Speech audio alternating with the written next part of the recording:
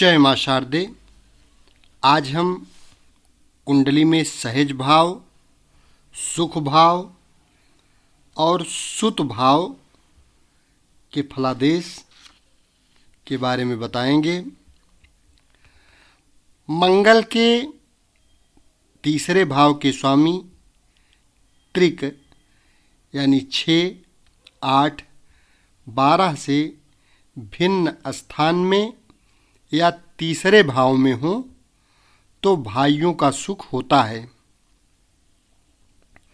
वे ही दोनों मंगल एवं तृतीयेश पाप ग्रह से युत हों और त्रिक में हों तो भाइयों का जन्म होता है, किंतु बचते नहीं हैं। यदि भ्रातृभाव का स्वामी स्त्री ग्रह हो और तीसरे भाव में भी स्त्री ग्रह हो तो बहनें होती हैं। पुरुष ग्रह हो तो भाई होते हैं। भ्रातृभाव भ्रातृकारक शुभ ग्रह से युक्त दृष्ट हो और भ्रातृभाव पूर्ण बलवान हो तो भाइयों की वृद्धि होती है। यदि भ्रातृभावेश या भ्रातृकारक केंद्र त्रिकोण में अपने उच्च मित्र आदि स्ववर्ग में हो तो भाइयों का लाभ होता है। भ्रातृभावेश चंद्रमा से युत हो, भ्रातृभाव में बुध हो और भ्रातृकारक शनि से युत हो तो उसके पहले एक बहन होती है। भ्रातृकारक राहु से युत हो और तृतीयेश नीच राशि में हो तो उसके बाद एक भाई होता है और तीसरा मर जाता है। उसके छोटे भाइयों का अभाव और उससे बड़े 3 भाई होते हैं। यदि भ्रातृ स्थान के स्वामी केंद्र में हो और भ्रातृकारक उससे त्रिकोण में हो और तृतीयेश गुरु के साथ अपने उच्च राशि में हो तो 12 भाई होते हैं। उनमें 2 बड़े, तीसरा 7वां, 9वां और 12वां मर जाता है। शेष 6 भाई दीर्घजीवी होकर रहते हैं।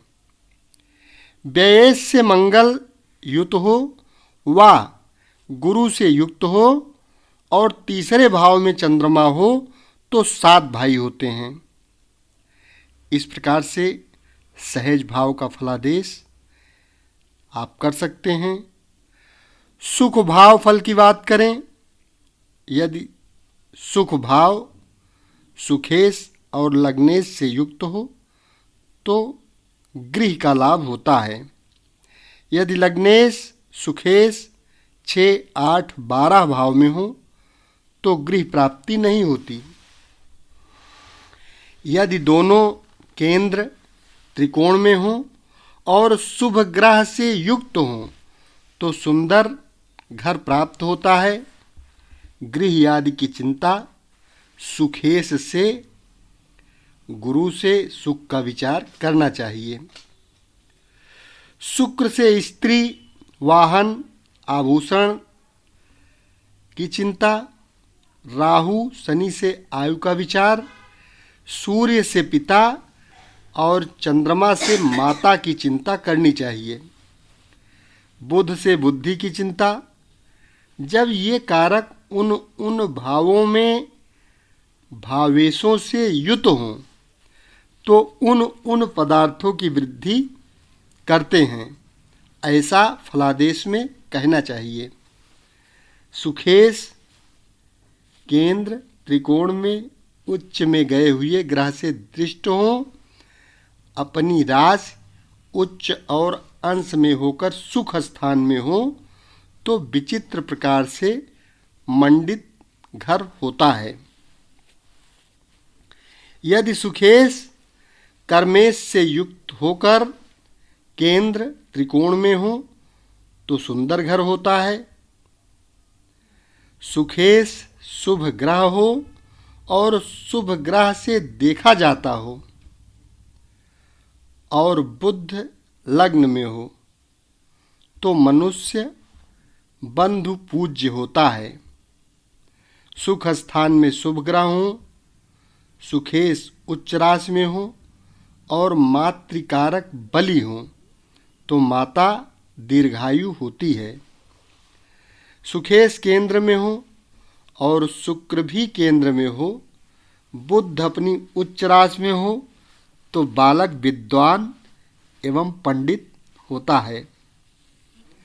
सुख स्थान में सूर्य शनि हो, चंद्रमा 9वें स्थान में हो और लाभ स्थान में मंगल हो तो गाय भैंस आदि का लाभ होता है।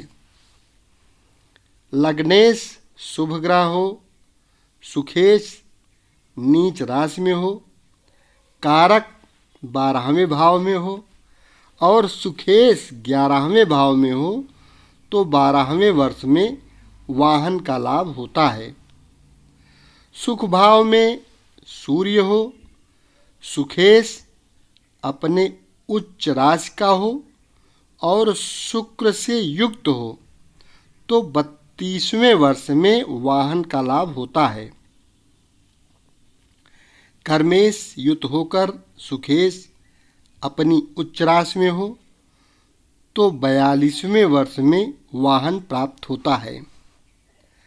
लाभेश सुख भाव में और सुखेश लाभ भाव में हो तो 12वें वर्ष में वाहन का लाभ मिलता है। सुख भाव चर ग्रह से युक्त हो तथा सुखेश 6ठे भाव में और व्यय भाव में मंगल हो तो जातक मूक यानी गूंगा होता है। इस प्रकार से सुख भाव यानी चौथे भाव के बारे में फलादेश कहना चाहिए। अब हम कुंडली के लग्न कुंडली के 5वें भाव की बात करते हैं जिसे सुत भाव कहा जाता है। पंचमेश 6, 8, 12वें भाव में हो तो संतान का अभाव होता है।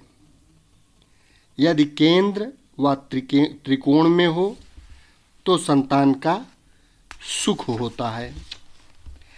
6ठे भाव में पंचमेश हो और लग्नेश मंगल की राशि में हो तो प्रथम संतान नष्ट हो जाता है, स्त्री काक बंध्या होती है। पंचमेश अपनी नीच राशि का 6, 8, 12वें भाव में हो और 5वें भाव में केतु बुध हो तो स्त्री काक बंध्या होती है। पंचमेश नीच राशि का हो और पंचम भाव को न देखता हो और पंचम में शनि बुध हो तो स्त्री काक बंध्या होती है। भाग्येश लग्न में हो, पंचमेश अपनी नीच राशि में और 5वें भाव में केतु बुध हो तो कष्ट से पुत्र होता है। पंचमेश कुंडली के 6ठे, 8वें, 12वें भाव में हो अथवा नीच में हो, शत्रु की राशि में हो और पंचम भाव में पाप ग्रह हो तो कष्ट से पुत्र होता है। पंचम स्थान में बुध की राशि यानी 3, 6 लिखा हो अथवा शनि की राशि 10, 11 हो, उसमें शनि और गुलिक हो व उससे देखा जाता हो तो दत्तक पुत्र होता है। 5वें भाव में 6 ग्रह हो, पंचमेश 12वें भाव में हो, लग्नेश और चंद्रमा बलवान हो तो दत्तक पुत्र से सुख होता है। संतान भाव में शुक्र, गुरु, बुध हो, बलवान ग्रह से देखे जाते हों व युत हों और सुतेश बली हो तो अनेक संतान होती हैं। सुतेश चंद्रमा से युक्त हो अथवा उसके देशकाण में हो तो अधिक कन्याएं होती हैं। पंचमेश राहु युक्त होकर पंचम भाव में हो और उसे चंद्रमा तथा गुरु न देखते हों तो परजात होता है। सुतेश पुरुष राशि में हो और चंद्रमा राहु युत हो और पंचम स्थान में शनि हो तो दूसरे से उत्पन्न बालक होता है। लग्न से 11वें भाव में चंद्रमा हो तथा लग्न से 8वें भाव में गुरु हो तथा पाप ग्रह से युत दृष्ट हो तो दूसरे से उत्पन्न बालक होता है। यदि पंचमेश अपनी उच्च राशि में होकर लग्न से 2, 9, 5 भाव में हो और गुरु से युत दृष्ट हो तो पुत्र सुख को भोगने वाला होता है। 5वें भाव में 3 या 4 पाप ग्रह हों और शुभ ग्रह न हो और पंचमेश नीच राशि में हो तो बालक नीच कर्म करने वाला होता है। पंचम स्थान में गुरु हो और पंचमेश शुक्र से युत हो तो 32वें व 33वें वर्ष में पुत्र का लाभ होता है। पंचमेश कारक से युत होकर केंद्र में हो तो 30वें या 36वें वर्ष में पुत्र उत्पन्न होता है। लग्न से 9वें स्थान में गुरु हो और गुरु से भाग्य 9वें भाव में शुक्र हो तो लग्नेश शुक्र से युक्त हो तो 40वें वर्ष में पुत्र का लाभ होता है। 5वें भाव में राहु हो, पंचमेश पाप से युत हो और गुरु अपने नीच राशि में हो तो 32वें वर्ष में पुत्र की मृत्यु होती है। गुरु से 5वें भाव में पाप ग्रह हो और लग्न से 5वें भाव में भी गए हों तो 26वें, 33वें और 40वें वर्ष में पुत्र का नाश होता है। लग्न में गुलिक हो और लग्नेश अपनी नीच राशि में हो तो 56वें वर्ष में पुत्र शोक होता है। यदि 4, 6 भाव में पाप ग्रह हो, सुतेश लग्न से युक्त होकर परमोच्च में हो, सुत भाव कारक शुभ ग्रह से युक्त हो तो 10 पुत्र होते हैं। गुरु परमोच्च में हो, धनेश राहु से युक्त हो और भाग्येश भाग्य स्थान में हो तो 9 पुत्र होते हैं। पंचम व भाग्य स्थान में गुरु हो, पंचमेश बली हो और धनेश 10वें स्थान में हो तो 8 पुत्र होते हैं। 5वें भाव से पंचम में शनि हो, 5वें भाव में पंचमेश हो तो 7 पुत्र होते हैं, जिनमें 2 यमल यानी जुड़वा होते हैं। धनेश 5वें भाव में और पंचमेश पंचम भाव में हो तो 6 पुत्र होते हैं, जिनमें 3 मर जाते हैं। लग्न से 5वें भाव में गुरु, गुरु से 5वें भाव में शनि हो और शनि से 5वें भाव में राहु हो तो 1 पुत्र होता है। पंचम में पाप ग्रह हो, गुरु से 5वें भाव में शनि हो, पंचमेश मंगल से युक्त हो और लग्नेश धन भाव में हो तो जितने बालक उत्पन्न हो सभी मर जाते हैं। इस प्रकार से 5वें भाव का फलादेश कुंडली मिलान करके आप कर सकते हैं।